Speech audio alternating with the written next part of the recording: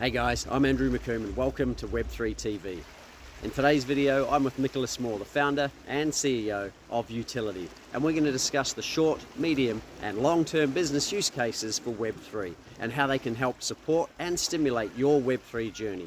But before we do, make sure you register to watch every episode of Web3 TV here, where we share inspiring stories of all things Web3, making a difference to the world. All sorted? Okay, let's go.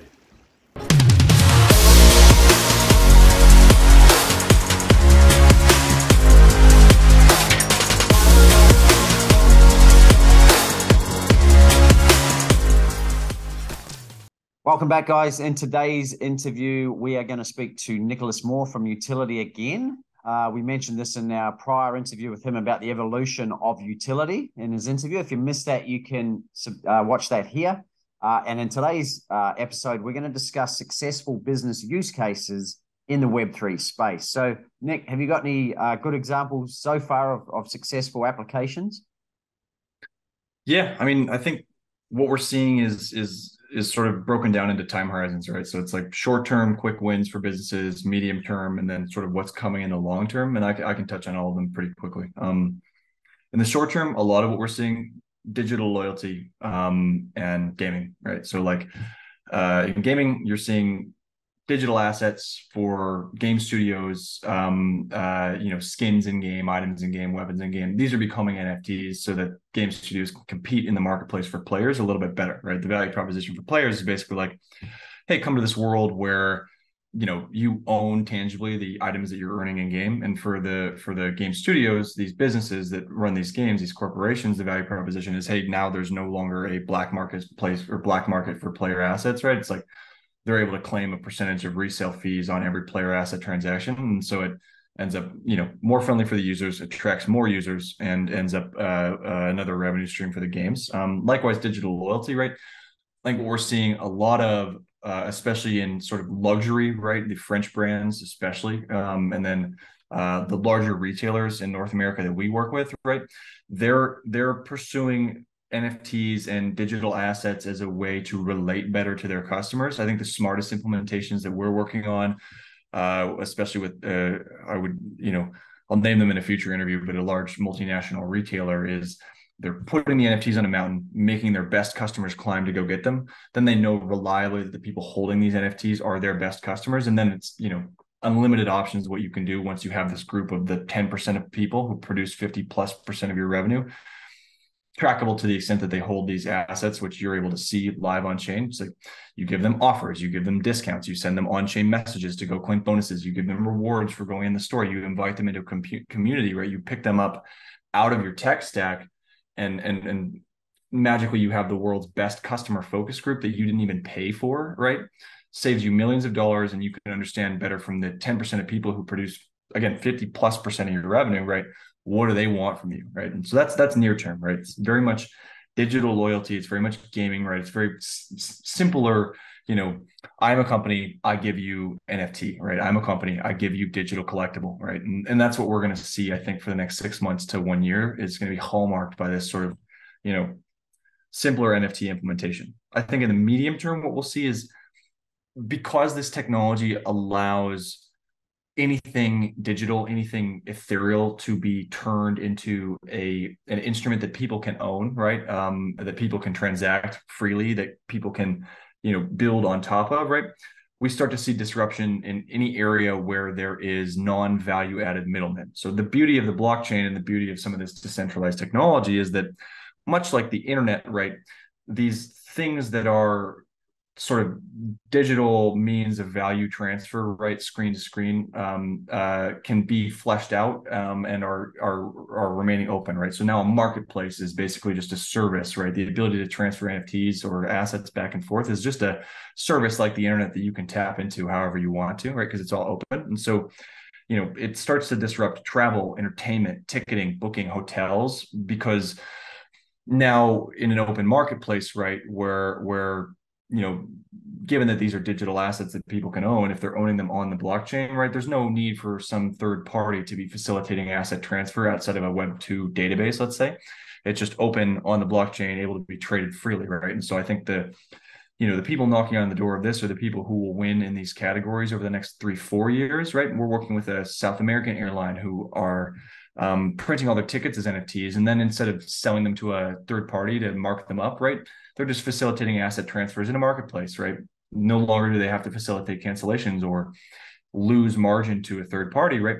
They're just simply owning all of those transactions, facilitating them, and then their users are happier because they pay less, right? It's removes value capture and sort of the death of the friction adding value extracting middlemen, right? And that's medium term. I think in the long term, right, you get to a place where it's sort of hard to think about what this could be, but I have a couple ideas that I would posit, right? I think everybody was well aware today that sort of holding PII, consumer data, on your balance sheet as a corporation is a scarier and scarier prospect with regulation, right? And so I think given that data is another digital asset, it's an intangible, ethereal thing that now consumers can own through this technology, right?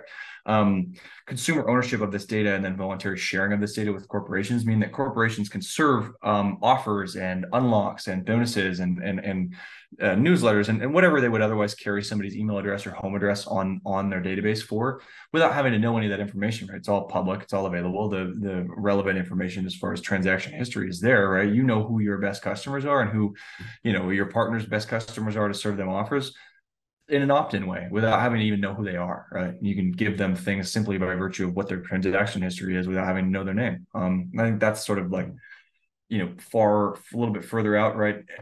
Digital assets, blockchain, these Web3 technologies, it unlocks the future of CRM, right? Customer relationship management for businesses. And I think, it is a grail amount of data for a business to be able to have being made open and voluntarily shareable by consumers, right? And then I think as we progress, right, it's like you assume, to the extent that this technology empowers, the creation of platforms that are more user friendly, I would assume that any sort of like social platform, creator platform, bank, right, any of these sort of businesses where the value of the business is created by a network of users sitting on top of code, doing things, transferring assets, sharing posts, right? All of those are likely replaced with open protocols and foundations that maintain the underlying assets, right? So, if you can own your social graph, you pick it up and take it to the one that the social platform that's most friendly. And each individual social platform has less power, and you as a user have more power, right? Same with banking, same with any other platform like that. And then a long term, right?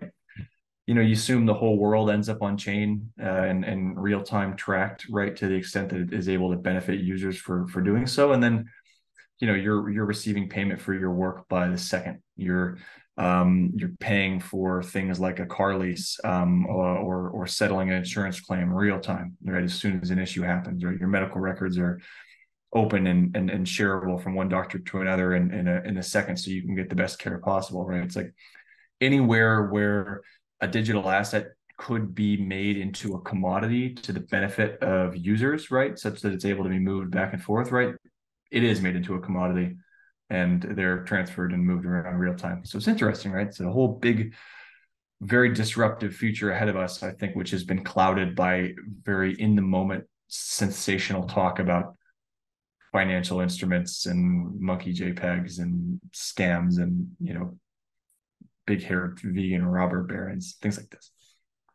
Yeah, exactly, mate. So obviously the current market, call it, is potentially tarnishing Web3, but what you're essentially alluding to with the successful business cases is if you've got an open mind and you're an entrepreneur, a creator, or even a developer, or even an artist, and you feel there's a way to own your digital sovereignty a lot more and you believe you can monetize that, where would they start, Nick?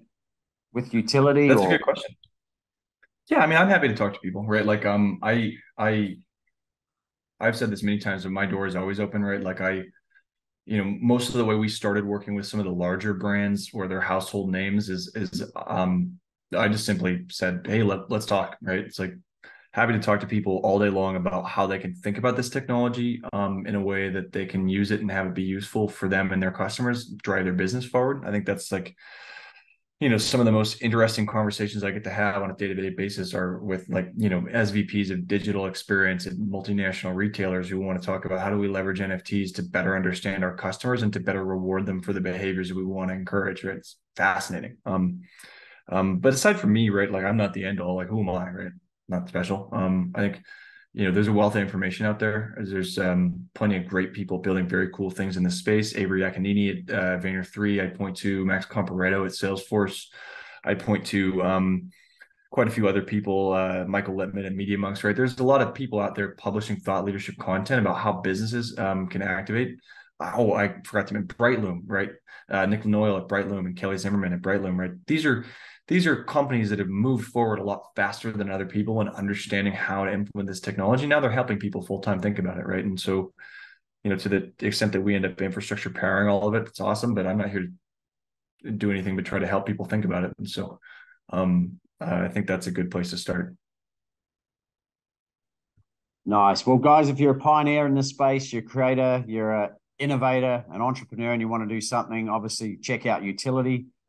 Check out some of the names that Nick's mentioned. Nick, as always, thanks for coming on the show. Such a wealth of wisdom, a Web3 wizard, as we often call you. Mate, I'm sure we'll see you again in a few episodes' time. Happy to be here. That wizard comment is timely. We're releasing a very splashy service called Contract Wizard, a new product under the hood that sort of changes the game at the intersection of artificial intelligence and Web3. So I'll take the wizard claim, but I'll give it away to the Contract Wizard when we release it. Thank you for having me, as always. Well, there it is, guys. I hope you enjoyed this Web3 TV episode. If you've got any questions, leave them in the comments below. And remember, if you'd like to watch every episode of Web3 TV, visit the link below or subscribe to our channel. And remember to hit the bell icon so that we can notify you every time a new episode is released. I'm Andrew McComb, and I look forward to sharing more inspiring Web3 TV episodes, making a difference to the world. I'll see you soon.